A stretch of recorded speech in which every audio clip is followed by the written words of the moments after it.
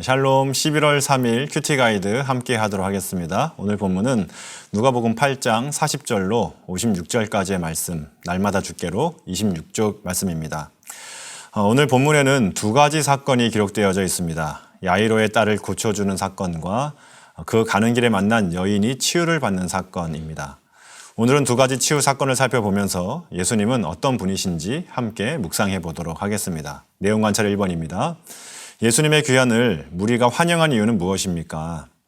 오늘 살펴볼 전후 문맥을 한번 보시면 예수님께서는 귀신을 내쫓으시고 병자를 치유하시는 등의 많은 이적을 행하셨습니다.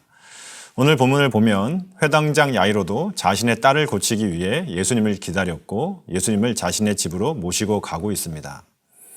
그런데 가는 길에 12년 동안 혈루증을 앓아온 여인이 예수님의 옷에 손을 대고 있습니다. 그러자 그 즉시 12년 동안 멈추지 않았던 피가 멈추고 완전히 치유가 됩니다. 그 순간이었죠. 예수님은 그 여인이 자신의 옷에 손을 댄 것을 아셨습니다. 우리 내용 관찰 2번인데요. 예수님께서 여자가 손을 대었다는 것을 어떻게 아셨습니까? 45절과 46절 말씀을 함께 읽어보겠습니다.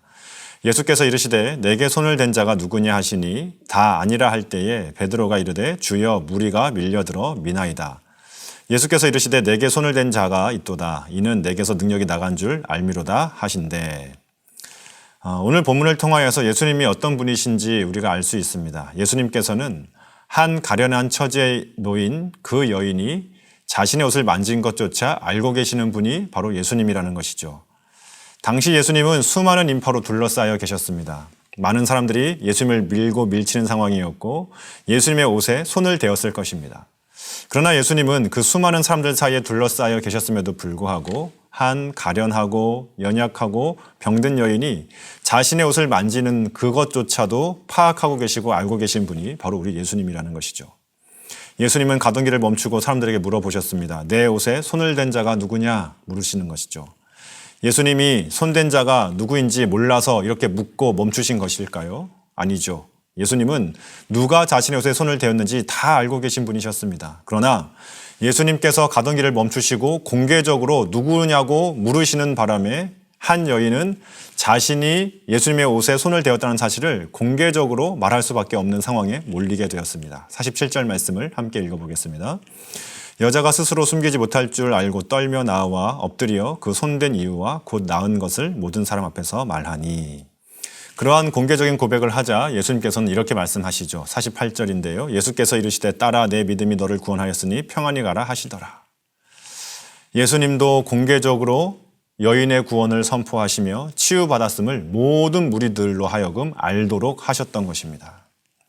예수님은 왜 이렇게 하셨을까요? 그저 스리슬쩍 아무도 모르게 치유해 주시고 그렇게 하셨으면 될 텐데 왜 공개적으로 가던 길을 멈추시며 여인으로 하여금 내가 손을 대었다라고 공개적으로 말하게 하시고 또 예수님도 모든 사람들이 다 알도록 그 치유 사건을 선언하셨던 것일까요?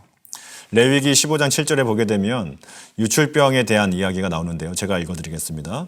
유출병이 있는 자의 몸에 접촉하는 자는 그의 옷을 빨고 물로 몸을 씻을 것이며 저녁까지 부정하리라. 아멘. 당시 혈루증이라고 하는 것은 다시 유출병이라고 하는 것은 율법에서 부정하다고 규정한 병이었습니다. 그리고 사람들과 접촉이 금진된 상태였습니다. 그러한 그녀가 예수님의 옷자락에 손을 댄 것은 율법을 어기는 행위였고 자신의 불결함을 전염시키는 행위였던 것입니다.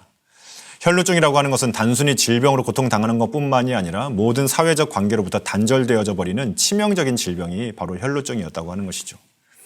예수님은 모든 사람들로 하여금 그 여인이 치유되었음을 선포하고 계신 것입니다. 만일 여인이 아무도 모르게 치유되고 홀로 집에 돌아갔다면 어떻게 되었을까요? 몸은 건강해졌지만 여전히 사회적인 단절 속에서 외롭게 살아가야 했을 것입니다. 예수님의 구원이라고 하는 것은 영혼의 구원뿐만이 아니라 질병에서부터도 구원해 주시고 또한 사회적 관계도 회복시켜 주시는 그야말로 총체적 구원이 바로 예수님께서 주시는 구원인 것입니다. 이제 예수님은 회당장 야이로의 집에 가시죠. 혈루증 여인을 치유하는 사이에 회당장 야이로의 딸이 죽었다는 소식을 전해 듣게 됩니다. 그때 예수님이 하신 말씀은 무엇인가요? 52절 말씀 함께 읽어보겠습니다. 모든 사람이 아이를 위하여 울며 통곡하며 예수께서 이르시되 울지 말라 죽은 것이 아니라 잔다 하시니. 아멘. 신약 성경에서 잔다라고 하는 표현을 우리가 좀 염두에 둘 필요가 있습니다. 신약 성경에서 잔다는 표현은 부활을 예견하고 때로는 한시적인 죽음을 나타낼 때 사용되는 것이 잔다라고 하시는 말입니다. 예수께서 이 표현을 쓰시자 사람들은 비웃었죠. 부활을 믿지 못했고 그런 능력이 예수께 있다는 것을 믿지 못했기 때문이고 또한 예수님이 잘 알지 못한다고 여겼던 것입니다. 하지만 예수님께서는 죽은 딸의 손을 잡고 아이를 일으켜 세우시죠. 레위기 22장 4절부터 6절까지에 보게 되면 시체와의 접촉도 율법이 금지하고 있는 것이었습니다. 그것이 바로 율법의 한계라고 할 수 있을 것이며 또한 죽음이 우리 사이에 가져다준 죽음의 한계라고도 할 수 있을 것입니다. 그러나 예수님 앞에서는 율법도 더 나아가 죽음도 어떠한 것도 장애물이 될 수 없었습니다. 예수님의 은혜 앞에 그 어떤 것도 장애물이 될 수 없었던 것이죠. 예수님께서는 율법의 한계, 더 나아가서는 죽음의 한계를 뛰어넘는 그 사랑으로 슬픔에 잠긴 야이로의 가족들을 향하여 은혜를 베풀고 있는 것이 바로 오늘 본문의 장면입니다. 혈루증 여인과 죽은 아이는 모두 은혜를 누리기에는 부족함이 많았던 자신의 한계를 가진 사람들이었습니다. 그러나 예수님께서는 그 한계를 뛰어넘어서 찾아오셔서 역사하시는 분이 바로 우리 예수님이신 것이죠.